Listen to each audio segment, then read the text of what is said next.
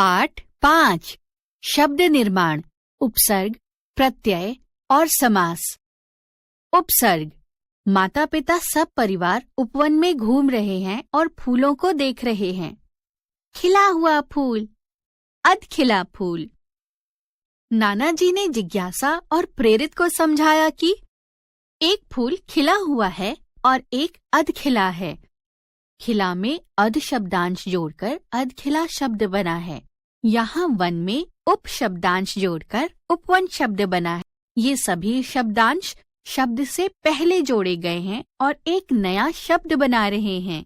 जो शब्दांश किसी शब्द से पहले जुड़कर उस शब्द का अर्थ बदल देते हैं या कोई नया शब्द बनाते हैं, उन्हें उपसर्ग कहते हैं। उपसर्ग हमेशा किसी शब्द के पहले जोड़े जाते हैं। हर उपसर्ग का कोई न कोई अर्थ होता है। एक उपसर्ग कई शब्दों में लग सकता है, जैसे स का अर्थ है साथ, सपरिवार, परिवार के साथ, सकुशल, कुशलता सहित। हर का अर्थ है प्रत्येक, हर घड़ी, प्रत्येक घड़ी, हर पल, प्रत्येक पल। हिंदी भाषा में अनेक भाषाओं के शब्द सम्मिलित हैं। इस आधार पर उपसर्ग 4 भाषाओं से लिए गए हैं। पहला संस्कृत के उपसर्ग, दूसरा हिंदी के उपसर्ग, तीसरा अरबी फारसी के उपसर्ग, चौथा उपसर्गों की तरह प्रयोग में आने वाले संस्कृत के अव्यय। पहला संस्कृत के उपसर्ग। उपसर्ग अर्थ उपसर्ग लगकर बने शब्द। अति, अधिक, अत्यधिक, अतिशीघ्र, अत्यावश्यक, अत्याचार, अतिवृष्टि। अनु बाद में या क्रम से, अनुवाद, अनुक्रम, अनुसार, अनुशासन, अनुकूल। अ नहीं, विपरीत, अस्वीकार, अन्याय, अज्ञान, अनेक, अमूल्य। अप बुरा, विपरीत, अपवाद, अपशब्द, अपमान, अपशकुन। अभि सामने, ओर, अभिभावक, अभिशाप, अभियान, अभिवादन, अभियोग। प्रति विरुद्ध, सामने, हर एक। प्रतिशोध, प्रतिरूप, प्रतिवर्ष, प्रतीक्षा, प्रत्यक्ष। विशिष्ट, अभाव, विज्ञान, विवाद, विपक्ष, विनाश, विभाग। सह साथ, सहपाठी, सहमति, सहयोग, सहचर, सहोदर। सु अच्छा, सुपुत्र, सुशिक्षित, सुपात्र, सुगंध, सुअवसर। परि चारों ओर, आसपास। परिपूर्ण, परिधान, परिश्रम, परिक्रमा, परिभ्रमण। कु बुरा, कुपुत्र, कुकर्म, कुरूप, कुपात्र, कुकृत्य। दुर बुरा, विपरीत, दुर्बल, दुरुपयोग, दुर्भाग्य, दुर्लभ, दुर्गुण। दूसरा हिंदी के उपसर्ग। उपसर्ग अर्थ उपसर्ग लगकर बने शब्द। अन नहीं, अनकहा, अनदेखी, अनमोल, अनपढ़, अनसुना। अध आधा, अधकहा, अधमरा, अधजला, अधपका, अधकचरा। उन एक कम, 19, 39, 29, 69, 59। चौ 4, चौराहा, चौपाया, चौमासा, चौमुखा, चौपाल। 3, तिरंगा, तिगुना, तिकोना, तिमाही, तिराहा। 5, पचरंगा, पचमेल, पचकूटा, पचमढ़ी, पचकूला। तीसरा अरबी फारसी के उपसर्ग। उपसर्ग अर्थ उपसर्ग लगकर बने शब्द। दर में, मध्य, दरअसल, दरकिनार, दरमियान, कम, थोड़ा, कमजोर, कम अक्ल, कम समझ, ला, नहीं, लाइलाज, लापरवाह, लाजवाब, बिना, बेपरवाह, बेहोश, बेकसूर, बुरा, बदबू, बदसूरत, बदहाल, ना, नहीं, अभाव, नाकामयाब, नासमझ, नापसंद, गैर, भिन्न, दूसरा, निषेध, गैर कानूनी, गैर जिम्मेदार, गैर हाजिर, हर, सब, प्रत्येक, हर हाल, हर पल, हर वक्त, खुश, अच्छा, खुशबू, खुशकिस्मत, खुशहाल, सर, मुख्य, सरपंच, सरदार, सरहद। चौथा, उपसर्गों की तरह प्रयोग में आने वाले संस्कृत के अव्यय। उपसर्ग, अर्थ, उपसर्ग लगकर बने शब्द। अंतर, अंदर, अंतरात्मा, अंतर्राष्ट्रीय। अधः, नीचे, अधोगति, अधःपतन। चिर, बहुत, चिरकाल, चिरायु। तिरस, हीन, बुरा, तिरस्कार, तिरोभाव। पुनः, फिर, पुरागमन, पुनर्जन्म, पुनर्निर्माण। बुरा, कुपुत्र, कुसमय, कुसंग। सहित, सफल, सहर्ष, सबल। स्व, अपना, स्वदेश, स्वाभिमान, स्वशासन। स्वयं, अपने, आप। स्वयंसेवक, स्वयंवर, स्वयंभू, स्वयं सिद्ध। प्रत्यय। आगे नानाजी ने समझाया कि जैसे किसी शब्द के पहले कुछ शब्दांश उपसर्ग लगते हैं, वैसे ही शब्द के बाद भी कुछ शब्दांश जुड़ते हैं। ये शब्दांश किसी शब्द के बाद में जुड़कर नया शब्द बना देते हैं या शब्द का अर्थ परिवर्तित कर देते हैं। इन शब्दांशों को प्रत्यय कहते हैं। किसी शब्द के बाद में जो शब्दांश जुड़कर शब्द का अर्थ बदल देते हैं या नया शब्द बना देते हैं, उन्हें प्रत्यय कहते हैं। हिंदी में 2 प्रकार के प्रत्यय हैं। प्रत्यय, कृत प्रत्यय, तद्धित प्रत्यय। कृत का अर्थ है करना अर्थात क्रिया। जो शब्द क्रिया या धातु के अंत में जुड़कर संज्ञा या विशेषण शब्दों का निर्माण करते हैं, कृत प्रत्यय कहलाते हैं। ध्यान रहे, कृत प्रत्यय के बनने वाले शब्द कर्ता अथवा कार्य करने वाले का ज्ञान कराते हैं। इन प्रत्ययों से बनने वाले शब्दों को कृदंत कहते हैं। नीचे कृत प्रत्यय और उनसे निर्मित कुछ शब्द दिए गए हैं। कृत प्रत्यय, क्रिया, धातु। क्रिया में प्रत्यय लगकर बने शब्द कृदंत। नी, कर, भर, करनी, भरनी। आई, चढ़, पढ़, चढ़ाई, पढ़ाई। हार, होना, पालन, होनहार, पालनहार। ना, पढ़, लिख, पढ़ना, लिखना। इया, घट, बढ़, घटिया, बढ़िया। अंत, रट, पढ़, रटंत, पढ़ंत।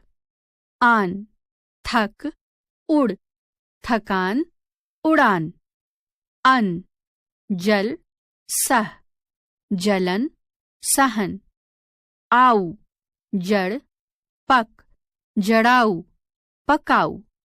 वाला, कर, हट, करने वाला, हटने वाला। आव, कट, चुन, कटाव, चुनाव। अनीय, मान, पूज, माननीय, पूजनीय। आहट, घबरा, मुस्कुरा, घबराहट, मुस्कुराहट। आवट, लिख, दिख, लिखावट, दिखावट। दूसरा, तद्धित प्रत्यय। जो प्रत्यय संज्ञा, सर्वनाम और विशेषण के साथ जुड़ते हैं और एक नया शब्द बनाते हैं, वे तद्धित प्रत्यय कहलाते हैं। जैसे तद्धित प्रत्यय मूल शब्द, नया शब्द। आ प्यास, भूख, प्यासा, भूखा। ई सुंदर, खेत, सुंदरी, खेती। ता मधुर, सुंदर, मधुरता, सुंदरता। वां 5, 7, पांचवां, सातवां। ती बढ़, चढ़, बढ़ती, चढ़ती। आयत बहुत, पंच, बहुतायत, पंचायत। आई कठिन, चतुर, कठिनाई, चतुराई। आनी सेठ, नौकर, सेठानी, नौकरानी। तह स्व, अंत, स्वतः, अंततः। कार साहित्य, कहानी, साहित्यकार, कहानीकार। दार लेन, दुकान, लेनदार, दुकानदार। इन ग्राम, कुल, ग्रामीण, कुलीन। इक सप्ताह, मास, साप्ताहिक, मासिक। एरा लूट, चाचा, लुटेरा, चचेरा। समास। आगे नाना जी ने समझाया कि पीछे दिए गए चित्र में माता पिता सपरिवार उपवन में घूम रहे हैं। यहाँ माता पिता और सपरिवार शब्दों का अर्थ है। माता और पिता एवं परिवार के साथ इन शब्दों को संक्षिप्त करके प्रयोग किया गया है और इनका अर्थ भी समझ में आ रहा है। जब किन्हीं 2 या 2 से अधिक शब्दों को मिलाकर एक नया सार्थक संक्षिप्त शब्द बनाते हैं तो उसे समास कहते हैं। समास का अर्थ है संक्षिप्तीकरण, अर्थात संक्षेप में करने की क्रिया। इस नए बने हुए समास हुए शब्द को सामासिक शब्द या समस्त पद भी कहते हैं। पहले पद को पूर्व पद तथा दूसरे पद को उत्तर पद कहते हैं। जब समस्त पद को अलग करके लिखा जाता है तो उसे समास विग्रह कहते हैं। जैसे समस्त पद सामासिक शब्द, समास विग्रह। घुड़सवार, घोड़ा पूर्व पद जमा सवार उत्तर पद। पुस्तकालय, पुस्तक पूर्व पद जमा आलय उत्तर पद। माखन चोर, माखन पूर्व पद जमा चोर उत्तर पद। रसोई घर, रसोई पूर्व पद जमा घर उत्तर पद। समास के 6 भेद होते हैं। पहला अव्ययी भाव समास, तत्पुरुष समास, कर्मधारय समास, द्विगुप समास, द्वंद्व समास, बहुव्रीहि समास। पहला अव्ययी भाव समास। इस समास का पूर्व पद अव्यय होता है और पूरा पद अव्यय के रूप में ही प्रयोग होता है। इस समास में पूरा पद क्रिया विशेषण अव्यय हो जाता है। जैसे समस्त पद, पूर्व पद, उत्तर पद समास विग्रह। प्रतिदिन, प्रति दिन, प्रत्येक दिन। यथास्थान, यथा स्थान उसी स्थान पर। अकारण, अकारण बिना कारण के। यथाशीघ्र, यथा शीघ्र शीघ्रता से। प्रतिपल, प्रति पल हर पल। यथाक्रम, यथा क्रम क्रम के अनुसार। आजीवन, आ जीवन जीवन भर। रातों रात, रातों रात रात ही रात में। ये भी समझें, संधि 2 वर्णों के बीच होती है। इसमें विभक्ति या शब्द का लोप नहीं होता। जैसे देव जमा आलय बराबर देवालय। समास 2 पदों में होता है। इसमें विभक्ति या पद का लोप हो जाता है। जैसे भाई और बहन बराबर भाई बहन। दूसरा तत्पुरुष समास, जिसका पूर्व पद संज्ञा या विशेषण से हो और उत्तर पद प्रधान हो, वहाँ तत्पुरुष समास होता है। इसमें समस्त पद बनाते समय विभक्ति चिन्ह का, से, में, पर हटा दिए जाते हैं और जब समास विग्रह किया जाता है तो विभक्ति चिन्ह लगाए जाते हैं, जैसे समस्त पद, पूर्व पद, उत्तर पद, समास विग्रह। मनोहर, मन, हर, मन को हरने वाला। यश प्राप्त, यश, प्राप्त, यश को प्राप्त। सिर दर्द, सिर, दर्द, सिर में दर्द। रसोई घर, रसोई, घर, रसोई के लिए घर। देश निकाला, देश, निकाला, देश से निकाला। गंगा जल, गंगा, जल, गंगा का जल। तीसरा, कर्मधारय समास। इस समास में उत्तर पद प्रधान होता है और पूर्व पद उत्तर पद की विशेषता बताता है। इसमें तुलना या समानता का भाव मिलता है। इसमें पूर्व पद तथा उत्तर पद के विशेषण, विशेष या उपमेय, उपमान का संबंध होता है।